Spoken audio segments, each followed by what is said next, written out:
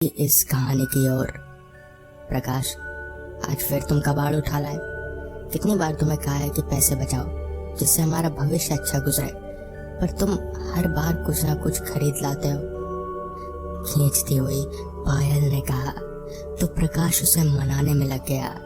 प्रकाश को पुरानी चीजों को जमा करने का शौक था। वो पहले भी कई पुरानी चीजें घर ला चुका था। पायल को ये पसंद नहीं था, पर प्रकाश की खुशी के कारण वो शांत हो जाती थी। पर आज तो प्रकाश ने हद ही कर दी। आज सुबह सुबह उसने काफी पैसे देकर एक पुराना कैमरा खरीदा। पायल गुस्से में थी, पर प्रकाश के बार बार मनाने और प्रकाश के ये वादा करने पर कि वो इसे दुकानदार को वापस कर देगा, तब जाकर पायल शांत हुई। आज रविवार होने के कारण दिन भर प्रकाश कैमरे में ही लगा रहा। किसी छोटे बच्चे की तरह वो कैमरे को हमेशा अपने साथ ही रखता।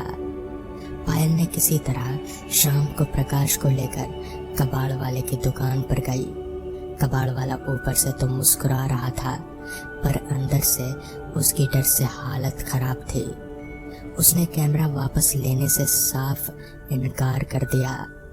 पायल ने बहुत बहस किया, पर कबाड़ वाला अपनी जिद पर अड़ा रहा। हार कर पायल प्रकाश को डांटती हुई वापस घर की तरफ चल दी। कबाड़ वाला राहत की सांस ले रहा था। उसे वो दिन याद आने लगा जब एक इंसान उसके पास ये कैमरा रख कर गया था। कबाड़ वाले से उसने पैसे भी नहीं लिए थे, बस कैमरा दिया और जल्दबाजी में चलता गया। वो इंसान बहुत ज्यादा परेशान था, पर कबाड़ वाला मुफ्त में मिले कैमरे की खुशी में सब नजरअंदाज कर दिया। कैमरा लेकर कबाड़ वाला बहुत खुश होकर घर आ गया था, पर उस दिन के बाद से वो चैन से जी नहीं सका। रात में घर में किसी का चलना और कैमरे का अपनी जगह खुद से बदलना अब तो ये आम बात हो गई थी। उसका बच्चा तो कैमरे को हमेशा अपने साथ रखता था। कैमरे के लिए बच्चे का लगाव देखकर जब उसने एक दिन अपने बच्चे की तस्वीर कैमरे से ली, तब से उसका बच्चा गायब हो गया। तब से उसे किसी बुरी शक्ति का उसके घर में होने का एहसास हुआ। उसने कैमरे को अपने दुकान में बेचने के लिए रख दिया। प्रकाश उसका पुराना खरीदार था, तो उसने प्रकाश को कैमरा देकर उसकी कई खूबियां बताई और काफी पैसे लेकर कैमरा बेच दिया।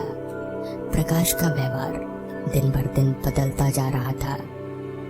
अब वो ज्यादा समय कैमरे के साथ बिताना पसंद करने लगा। पायल कितना भी रोकती, पर प्रकाश बच्चों की तरह जिद करने लगता।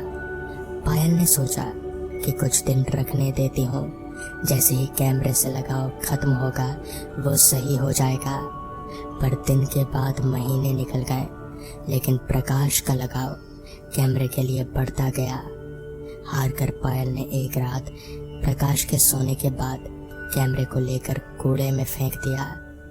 प्रकाश ने सुबह उठकर बच्चों की तरह रोना शुरू कर दिया। पायल ने उसे लाख समझाया, पर प्रकाश रोता रहा।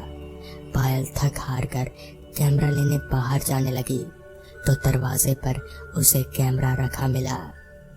प्रकाश ने पायल के उठाने से पहले ही झटक कर कैमरा उठाया।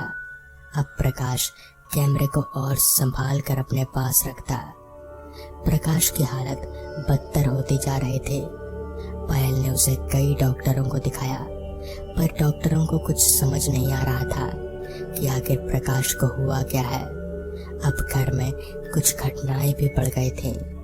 रात में किसी के चलने की आवाज पायल को आती, पर कोई दिखता नहीं। एक रात पायल सो रही थी, तभी प्रकाश के करवट लेने से उसकी नींद खुली, तो सामने एक औरत जिसका चेहरा जला हुआ था और आंखों के पुतलियां सफेद थी, पायल को गुस्से से घूर रही थी। पायल चिल्लाना तो चाहती थी, पर उसकी आवाज नहीं निकल रही थी। कुछ देर में वो औरत प्रकाश के पास रखे कैमरे को छू कर चली गई। पायल की तो नींद खराब हो गई। अब पायल को उस घर में डर लगने लगा था। प्रकाश की हालत और खराब होने लगे थे। अब प्रकाश कैमरे को देखकर उससे बातें करने लगा। जब भी पायल कुछ बोलती तो वो गुस्से से चिल्ला उठता। एक दिन प्रकाश बड़े प्यार से पायल को अपनी एक तस्वीर कैमरे में लेने के लिए बोला।